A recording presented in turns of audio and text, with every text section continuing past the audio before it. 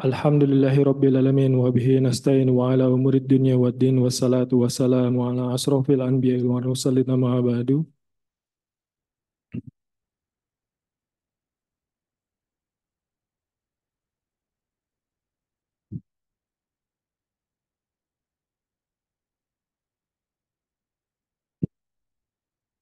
Alhamdulillah pada malam hari ini saya kembali diminta mengisi materi di mana materinya masih berhubungan dengan perayaan Hari Idul Adha, di mana biasanya ketika Hari Idul Adha itu yang terjadi adalah polemik seputar permasalahan mengkonsumsi daging, terutama kalau dagingnya itu daging kambing. Sebenarnya kedudukannya bagaimana? Nah, ini memang ada banyak teori. Ketika ada banyak teori sekarang ini yang beredar di mana-mana, kalau saya lebih memilih teorinya para ulama. Sebenarnya masalah ini ada di mana? Kemudian ketika kita mengkonsumsi daging kurban ini, kemudian ada rasa-rasa yang akhirnya mendukung prasangka kita bahwa daging kambing ini nggak baik gitu ya. Sebenarnya apakah prasangka itu bisa dibenarkan gitu. Nah, saya di sini insya Allah akan membahas sesuai dengan teori kedokteran yang dianut oleh para ulama di masa atau di era keemasan Islam yang itu berlangsung dari Batu Mekah, kemudian berkembang menjadi kerajaan Umayyah, kemudian diteruskan oleh kerajaan Abbasiyah, di mana puncaknya ketika kerajaan Abbasiyah ini berhasil membuka pintu-pintu ilmu yang tertutup ketika zaman periode Yunani, eh, peradabannya hancur, kemudian menjadi sesuatu yang tabu, ilmu pengetahuan itu kemudian diambil oleh umat Islam, diterjemahkan ke dalam bahasa Arab, dan disintesa ilmu-ilmu baru yang belum ada sebelumnya.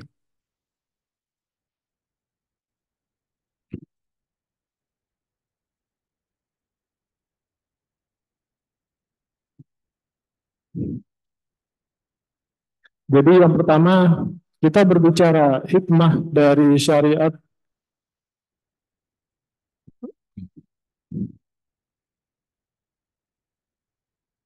Hmm.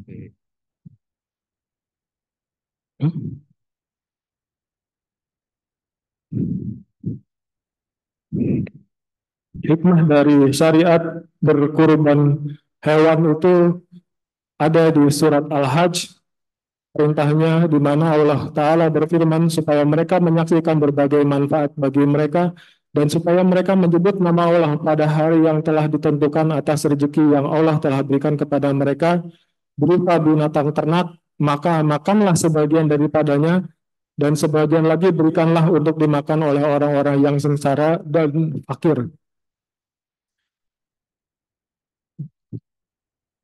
Di Al-Quran ini di surat Al-Hajj ayat 28 dan juga 29, saya ambil cuplikannya ayat 28, disebutkan bahwa Allah memerintahkan kita itu untuk menyembelih dengan menyebut nama Allah, yang mana orang-orang musyrikin, orang-orang kafir seringkali berkurban atas nama sesembahan-sesembahan mereka dan menyembelih untuk togut-togut mereka ya, sesembahannya berupa apa Tuhan-Tuhan yang mereka yakini, entah itu Tuhan penunggu pantai, Tuhan penunggu gunung dan sebagainya.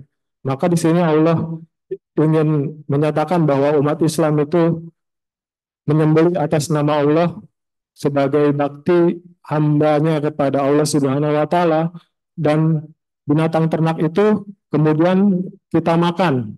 Jadi sunnahnya itu kan ada tiga, ya, sepertiga untuk kita makan bersama keluarga, kemudian sebagian sepertiganya kita berikan sebagai hadiah, dan sepertiganya kita berikan kepada fakir miskin. Maka di hari ini dan ditambah 3 hari setelahnya yang berupa hari tasyrik, kita dianjurkan untuk memakan daging kurban tersebut.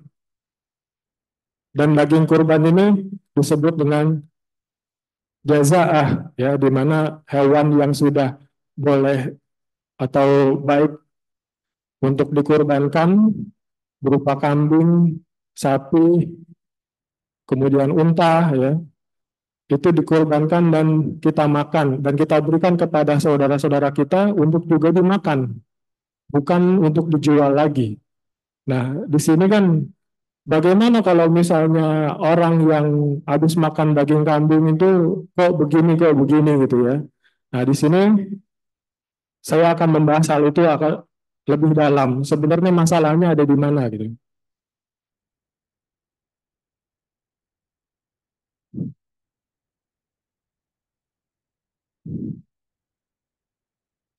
Nah, hewan kurban yang lazim di Indonesia biasanya berupa sapi, domba, dan kambing. Nah, permasalahannya ada satu hadis ya dari Ibnu Mas'ud, Nabi Shallallahu Alaihi Wasallam bersabda,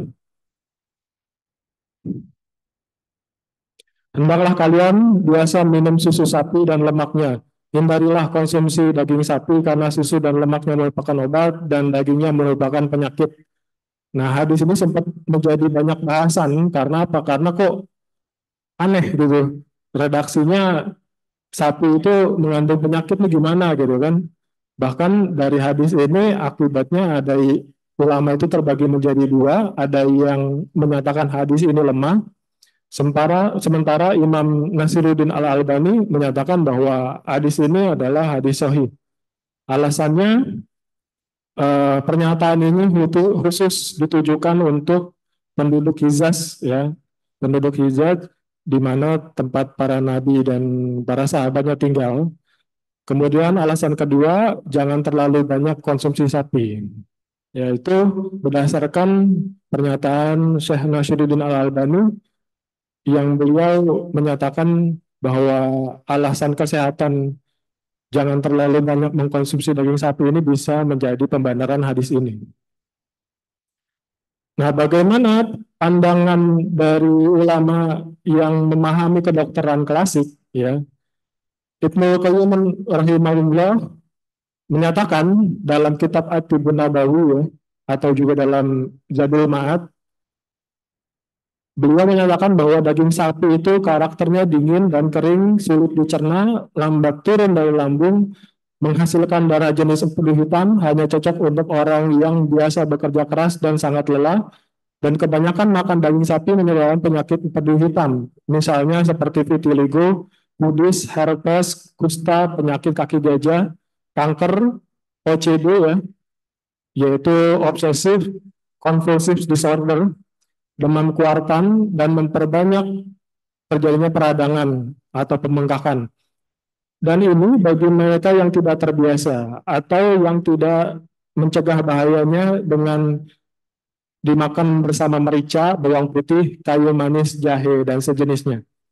Jenis sapi yang jantan tidak terlalu dingin dan yang betina tidak terlalu kering.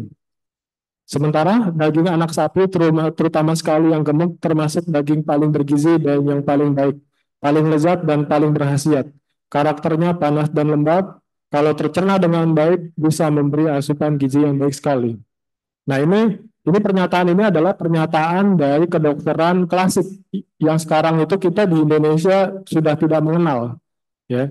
Terakhir kali ada tabib klasik yang ada di Indonesia itu adanya di Pulau Penyengat di Kerajaan Kepulauan Riau. Itu terakhir kali itu ada dokter yang juga penasehat raja yang mempraktekkan kedokteran ini.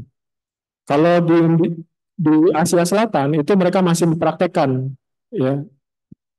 Mereka itu kuliah jurusan kedokteran yang disebut dengan kedokteran Unani ya. Itu mereka masih mempraktekkan kaidah ini, prinsip ini. Jadi maksudnya apa? Jadi ada beberapa hal yang saya agak tebalkan di sini. Misalnya apa?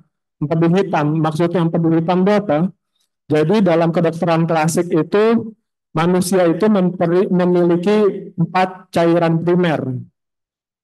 manusia itu memiliki 4 cairan primer, yaitu adam atau darah, empedu kuning yang disebut dengan asefra, empedu hitam yang disebut dengan as-sauda, dan lendir yang disebut dengan balgam.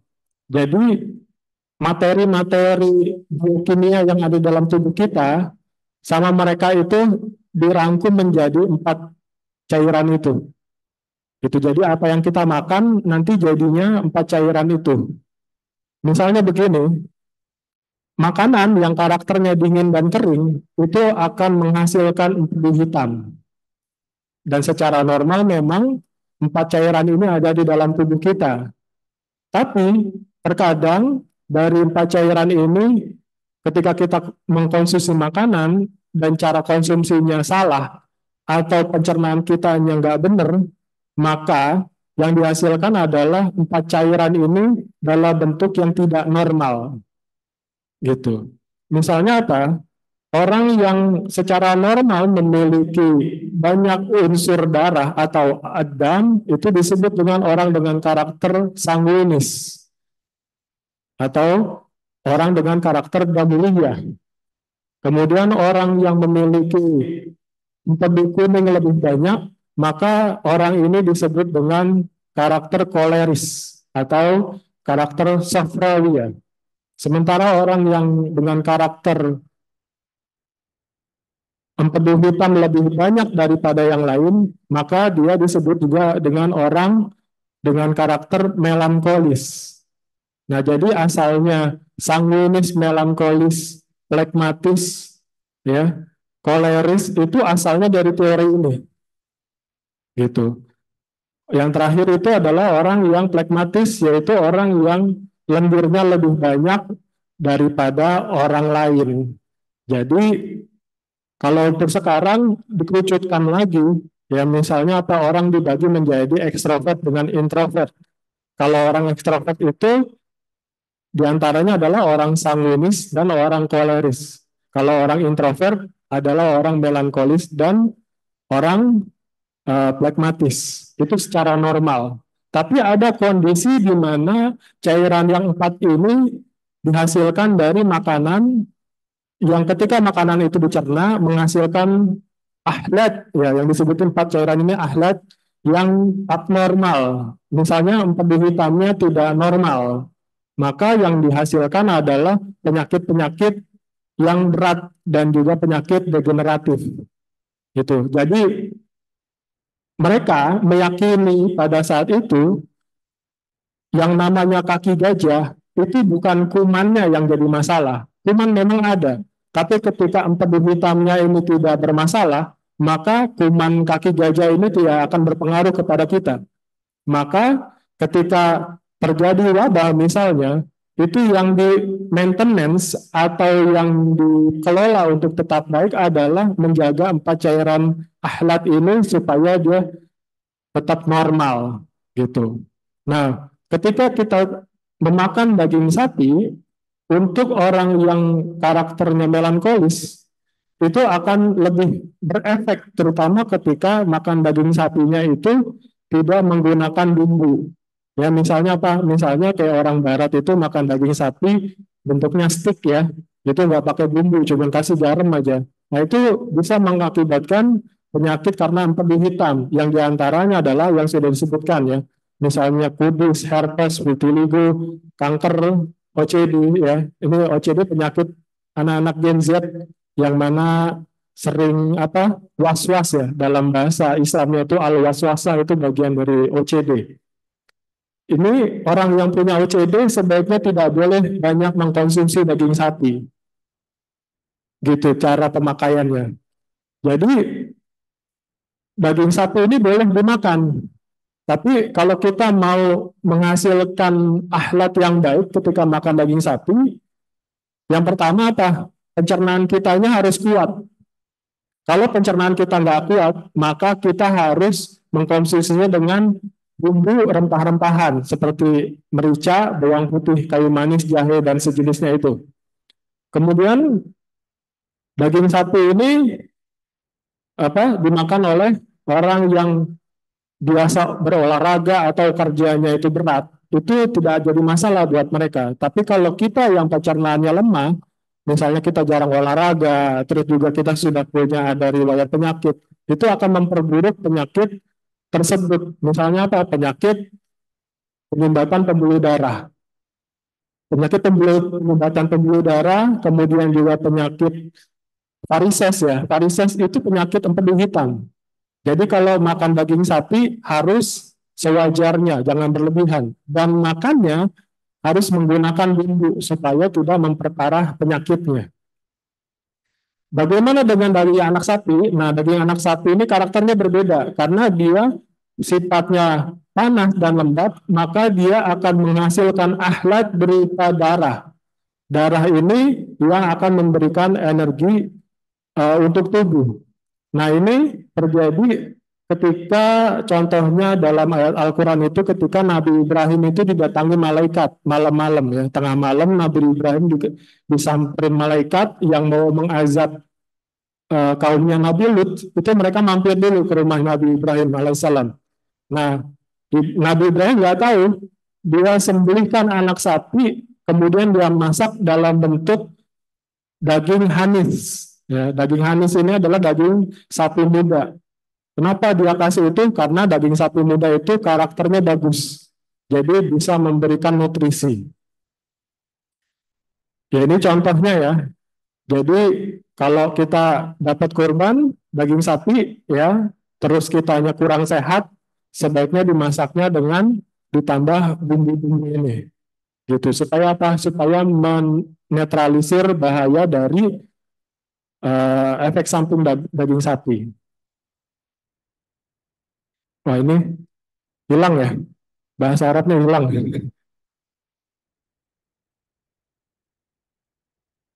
Nanti minta yang PDF-nya mungkin PDF-nya aman. Soalnya ini bahasa Arab, saya kasih bahasa Arab.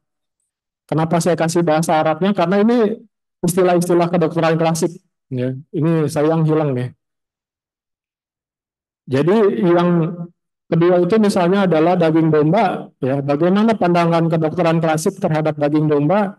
Ya, daging domba itu karakternya panas pada tingkatan kedua, lembab pada tingkatan pertama. Yang terbaik adalah yang sudah berusia 1 tahun, berfungsi menambah darah bagus yang memperkuat tubuh bagi orang yang pencernaannya baik. Bisa juga berfungsi memperbaiki karakter orang yang karakternya dingin dan karakternya sedang.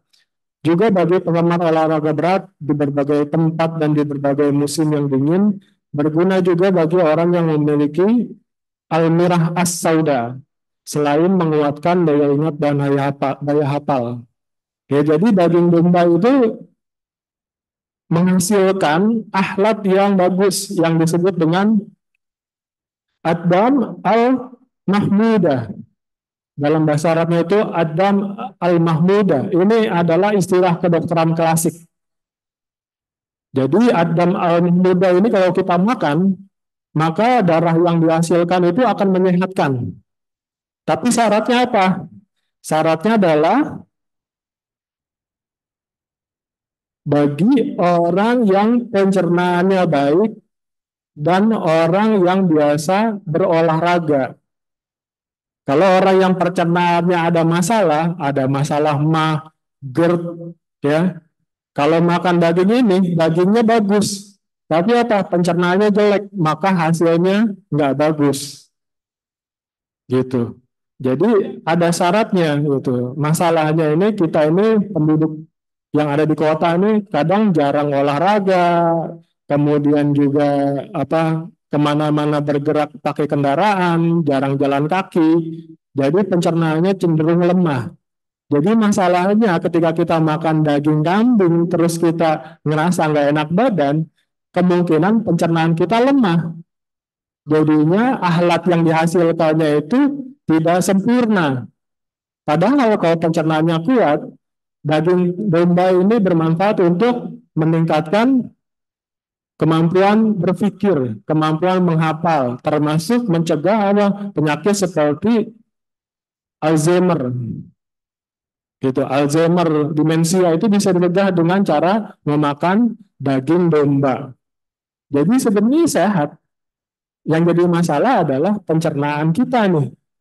Pencernaan kita seringkali kurang enzim, kurang probiotik. Kenapa? Karena kita sering makan makanan yang menghancurkan enzim dan menghancurkan flora normal usus kita. Misalnya apa? Kita sering makan makanan yang banyak pengawetnya.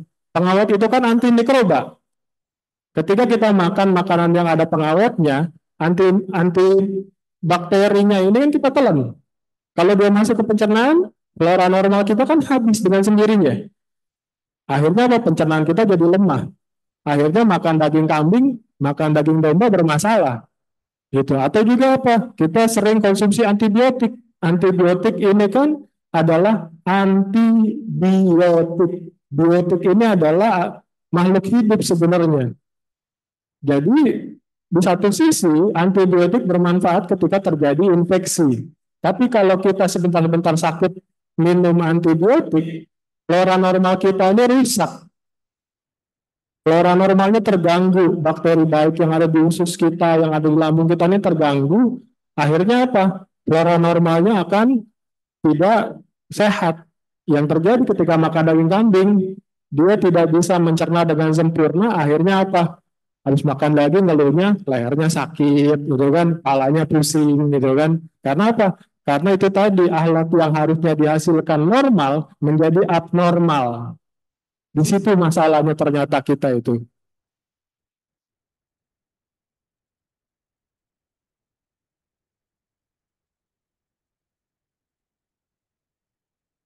Ya ini tadi ya apa masalah daging kambing ini ya. Jadi daging kambing ini disebutkan berguna bagi orang yang memiliki almirah as-sauda. Nafi'a li ashab almirah as-sauda. Jadi bahasa Arabnya kalau nggak rusak itu kelihatan ya. Nanti minta yang PDF-nya aja. Kalau dilihat mungkin nggak rusak bisa diambil yang PDF-nya. Jadi daging kambing ini berguna untuk orang yang memiliki masalah al-mirah as-sauda. Mirah as-sauda ini adalah ahlat empedu hitam yang rusak.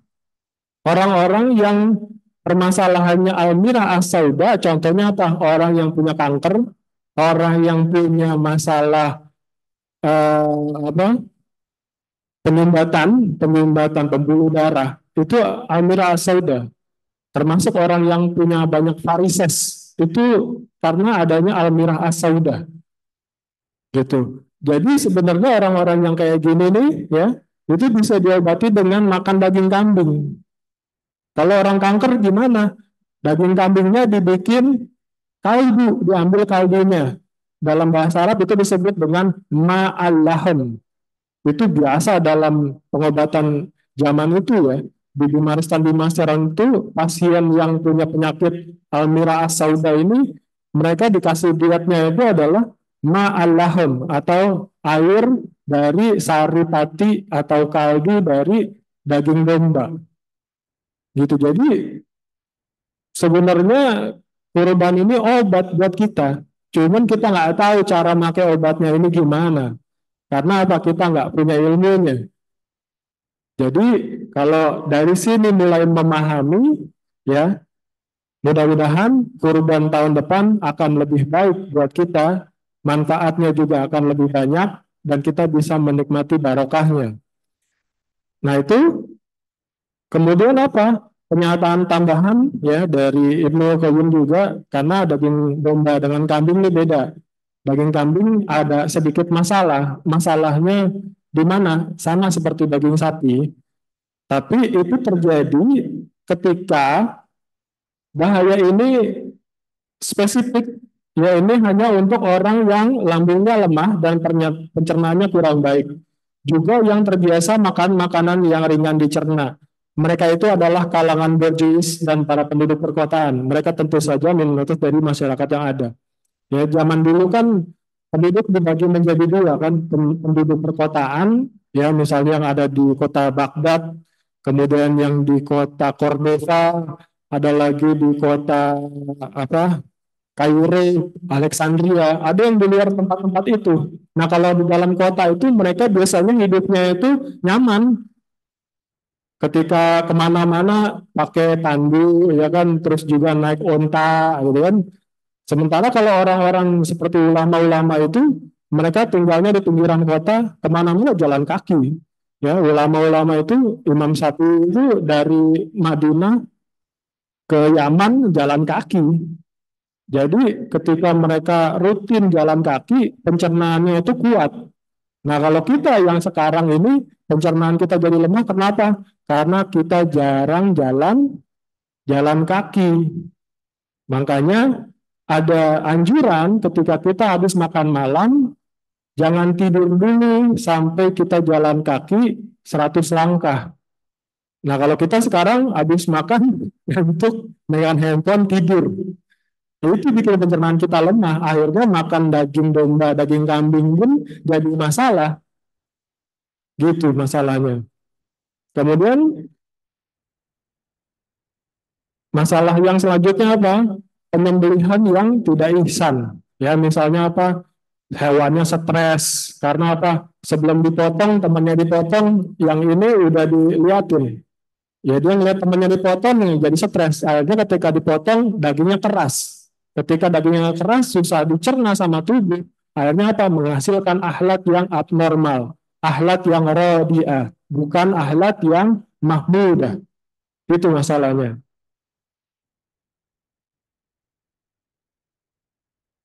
Ya, jadi bagaimana cara mengatasi pencernaan kita yang lemah? Ya, misalnya kalau kita memakan daging sapi, ya kita bisa kasih bumbu dengan rempah yang tadi disebutkan oleh ulama yang bisa mengencerkan darah. Jadi herbal-herbal atau rimpang rempah yang panas itu bisa mengencerkan darah karena karakternya pedu hitam itu mengendapkan darah dia. Kalau terlalu banyak endapan, maka dia terjadi intilaiyah atau kongesti dalam peredaran darah. Makanya itu harus dikasih bumbu yang memanaskan supaya apa? Darahnya itu bisa mencair. Ya, misalnya apa? Herbal-herbal yang sifatnya panas, ya, panas dan kering, misalnya seperti lada, bawang putih, ya, kemudian kayu manis, jahe dan sejenisnya. Gitu. Makanya orang-orang Padang bikin daging sapi dibikin rendang. Karena pakai rempah, Pak. Rempah itu tujuannya untuk mempermudah penguraian atau pemecahan struktur daging sapi. Gitu tujuannya itu. Karena apa? Karena orang-orang yang di negara panas ini pencernaannya biasanya cenderung lemah secara naturalnya. Ditambah lagi kebiasaan kita kalau kita kurang gerak, kurang jalan, akan tambah lemah. Ditambah lagi makanan kita banyak yang mengandung pengawet, gampang minum antibiotik tanpa resep dokter. Ya udah, pencernaannya tambah lemah. Hasilnya apa? Makan daging kambing sedikit masalah, makan daging domba sedikit masalah, gitu kan? Yang salahin kambingnya, bukan kitanya, gitu kan? Kemudian apa? Bisa menguatkan pencernaan. Ya, pertama apa? Olahraga, ya, jalan kaki aja. Saya semenjak belakangan ini cari rumah yang bisa untuk olahraga. Setelah dapat, alhamdulillah saya sama istri olahraga minimal jalan kaki. Karena jalan kaki itu bisa menguatkan pencernaan. Yang kedua, kalau nggak jalan kaki apa? Berenang. Berenang itu lebih bagus lagi karena seluruh tubuh kita itu bergerak. Dan ketika kita mengeluarkan energi untuk olahraga, maka enzim pencernaan kita itu akan merespon dengan rasa lapar. Nah, disitulah yang bisa menguatkan pencernaan kita. Kemudian apa? Mengkonsumsi probiotik, ya. Probiotik yang kita tahu misalnya yogurt. Padahal probiotik itu banyak banget. Misalnya apa? Bapak tahu kulit leci. Kulit leci itu ada probiotiknya. Bikin probiotik gampang. Beli leci, kulitnya jangan dibuang. Kulitnya direndam. 1 jam kulit direndam, itu air isinya probiotik. Tinggal kita minum aja. Jadi buat orang-orang yang sering minum antibiotik itu cara menormalisasinya gitu tuh. Ya, banyak kulit-kulit itu yang ternyata mengandung probiotik. Kulit leci, terus kulit manggis. Kulit manggis itu ada probiotiknya. Kemudian apa? Cabai. Kalau bikin sambal, cabainya tangkainya dibuang. Padahal itu isinya probiotik. Jadi kalau bikin cabai, tangkainya jangan dibuang. Karena apa? Itu ada bakteri lactobacillusnya di situ. Itu probiotik juga. Jadi kalau bikin sambal, cabainya jangan dibuang gitu. Makanya kalau ada orang sembelit itu suka makan cabai sama tangkainya kan. Karena apa? Karena tangkainya itu nanti menambah probiotik, sementara cabainya itu memudahkan peristaltik usus supaya usus itu mudah meremas-remas tinja gitu. Makanya ada juga orang yang bikin yogurt itu dikasih batang cabai, kasih batang cabai, susunya itu langsung jadi yogurt dalam satu malam. Karena apa? Karena batang cabai itu ada probiotiknya. Kemudian ya ini orang Sunda mungkin zaman dulu ya bikin sambal ya ada tangkainya ya itu kali ya probiotik gitu kan. Karena apa? Karena makanannya banyak makan sayur. Sayur kan berat dicerna, jadi dikasih sambal sama dia. Kemudian konsumsi enzim pengurai protein, ya misalnya apa? Lalapan daun pepaya. Jadi kalau misalnya pencernaannya lemah, makan daging kambing, makan daging sapi, bareng sama rebusan daun pepaya. Karena apa? Di daun pepaya itu, terutama yang muda, itu ada enzim yang namanya papain.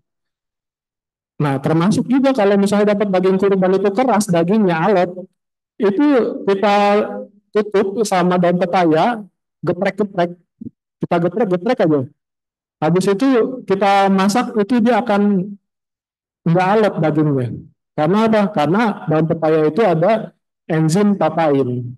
Kemudian apalagi nanas, benggol nanas itu ya itu sumber probiotik. Ya, nanas itu yang bagian atasnya daun, nah di bawahnya daun itu tengahnya, itu probiotik semua itu isinya. Terus juga selain probiotik ya, dia juga ada enzim namanya bromelain. Ya, kalau misalnya orang dapat daging kurban, dagingnya alot, serut serut nanas, habis itu balurin bangsa 10 menit, bersihkan, di sate dagingnya empuk. Karena apa? Karena ada enzim bromelain. Cara lainnya gimana? Makan dagingnya itu pakai acar, ya, bikin acar. Caranya gimana? Ambil 1 sendok cuka, ya, kalau bisa cukanya cuka apel atau cuka buah, ya. Tambahkan madu 3 sendok, pakai air 1 gelas, air hangat ya, diaduk.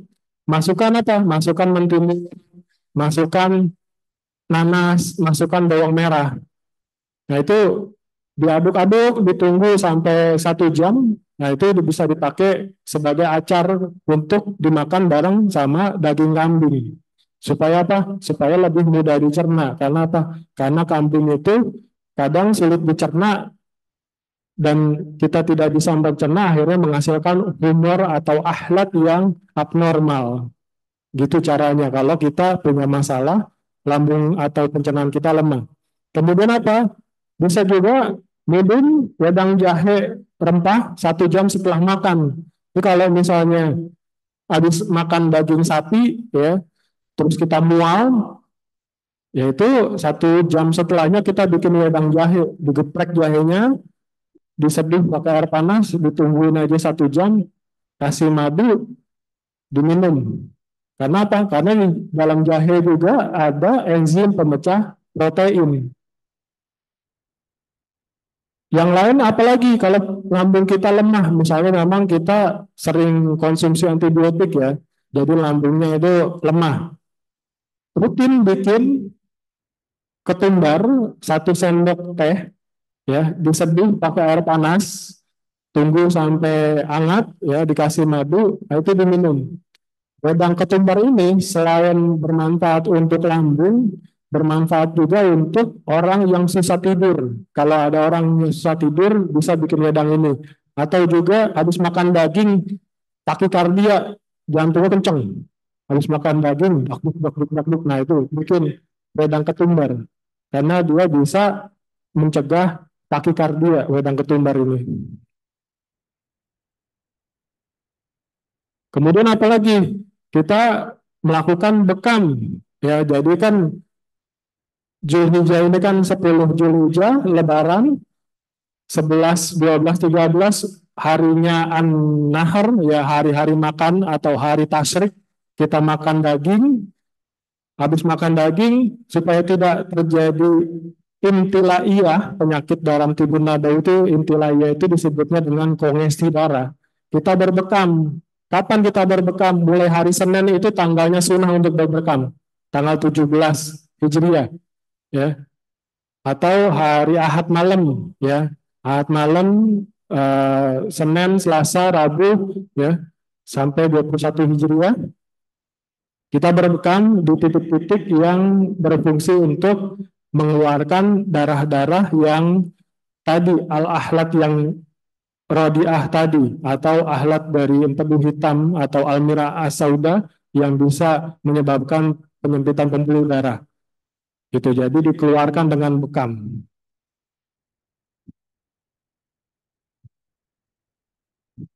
Nah ini tadi ya, yang apa, teh ketumbar. Nah ini yang terakhir, yaitu karena kita kebanyakan makan daging, pencernaan kita nggak kuat, biasanya apa yang terjadi? Sembelit. Jadi tanda-tanda ketika pencernaan kita itu lemah, kita makan daging, habis itu susah buang air besar. Bagaimana cara ngatasinnya? Ya, beli minyak zaitun, ya, 1 sendok minyak zaitun, 3 sendok madu, 1 gelas air hangat, ya, dibuat air madu. Kemudian apa? Setiap setengah jam sebelum makan, minum 1 sendok minyak zaitun dan air madu ini. Setelah itu setengah jam kemudian baru kita makan. Ini mencegah terjadinya sembelit. Kalau nggak bisa, eh, nggak suka dengan rasa minyak zaitun, bisa beli yang kapsul. Ya, beli minyak zaitun kapsul, konsumsi 4 sampai 5 kapsul. Habis itu minum air madunya. Nah, keduanya diminum setengah jam sebelum makan. Setiap sebelum makan setengah jam untuk mencegah terjadinya sembelit.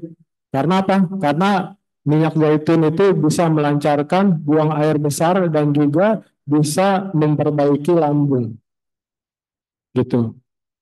Ya, jadi ini bagian dari caranya supaya setelah Idul Adha tetap sehat, ya. Mungkin di antara kita masih ada yang nyimpen daging kurbannya belum habis, ya. Bisa tetap dikonsumsi dengan cara yang lebih baik setelah tahu, ya, ilmu ini, gitu kan. Baik, sampai sini sudah ajan belum? Belum ajan ya?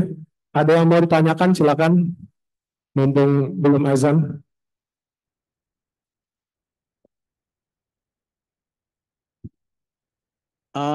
Saya mau tanya ini istilah aja tuh. Ada makanan panas, makanan dingin. Itu maksudnya apa, Ustadz? Kata saya dengar pengajian, sarannya untuk sehat tuh selalu dikombin. Makanlah kamu makanan dingin dan makanan panas. Terima kasih.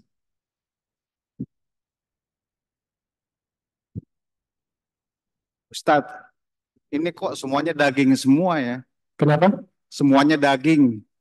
Jeroannya kemana ini Ustadz? Jeroannya mana ya? Ah, Ya, jeroannya. boleh, Ya kan? Jeroannya gimana nih Ustadz? Terus gimana? Gimana kalau seandainya ada asam urat gitu loh, ya? Ya, ya. Gitu. Karena jeroannya paling banyak yang suka ini, apalagi torpedo katanya. Ya. Ya, yang pertama apa sih makanan panas dan dingin itu?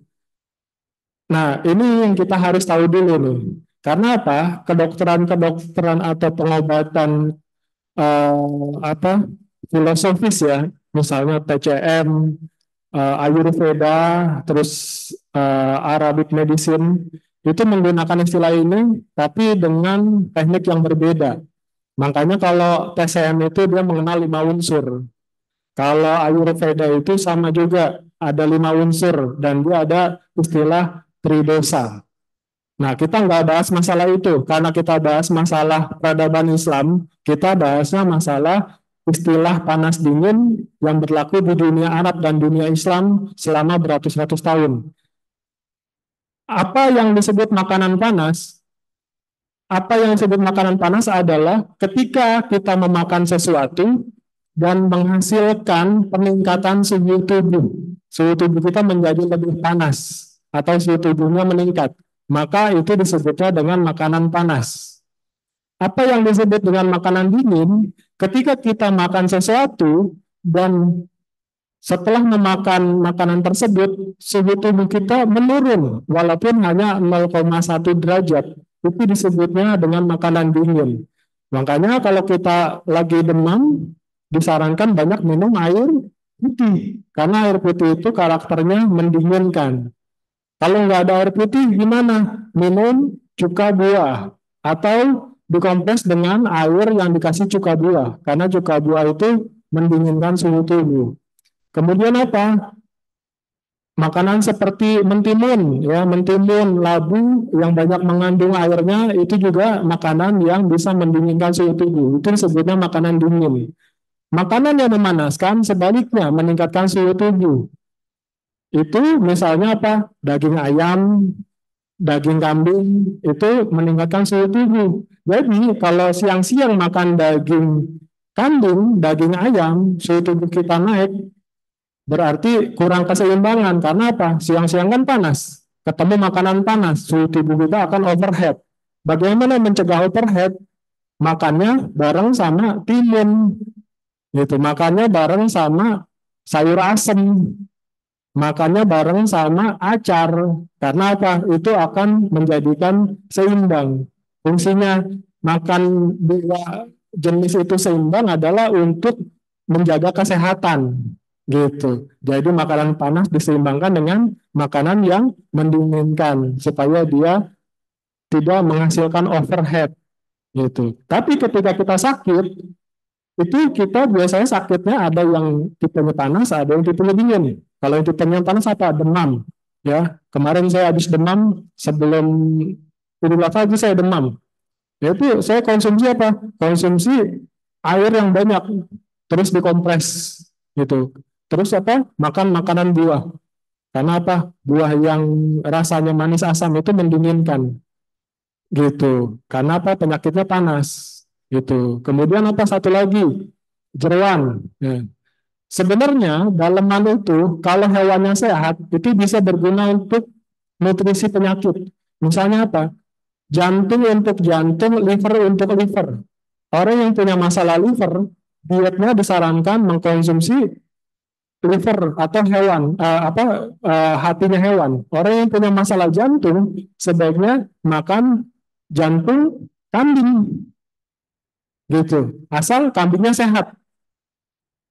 Tapi kalau babat, ya usus itu murni tidak sehat. Kenapa? Karena dia menghasilkan ahlak yang rabi'ah, menghasilkan ahlak yang tidak baik. Gitu. Bagaimana dengan torpedo? Kalau torpedo itu meningkatkan hormon, karena di dalamnya itu ada hormon. Jadi yang murni tidak dipakai oleh para dokter dan ulama di zaman kemasan Islam itu pencernaan ya yang berupa babat, terus apa usus ya, sama apa ginjal sama saluran kemih itu mereka nggak makan. Kenapa? Karena menghasilkan humor atau akhlak yang tidak baik. Tapi kalau jantung itu jadi nutrisi. Kalau orang punya penyakit jantung dikasih makannya itu jantung hewan. Kalau punya masalah liver dikasih makannya liver hewan. Gitu. Jelas lah ya? Yes. Alhamdulillah sudah masuk waktu Isya. Terima kasih atas waktunya yang singkat ini. Mohon maaf apabila ada kesalahan. Kita tutup dengan hamdalah, alhamdulillahirrahmanirrahim. Subhanakallahumma wa bihamdika asyhadu an la ilaha illa anta astaghfiruka wa atubu ilaik. Assalamualaikum warahmatullahi wabarakatuh.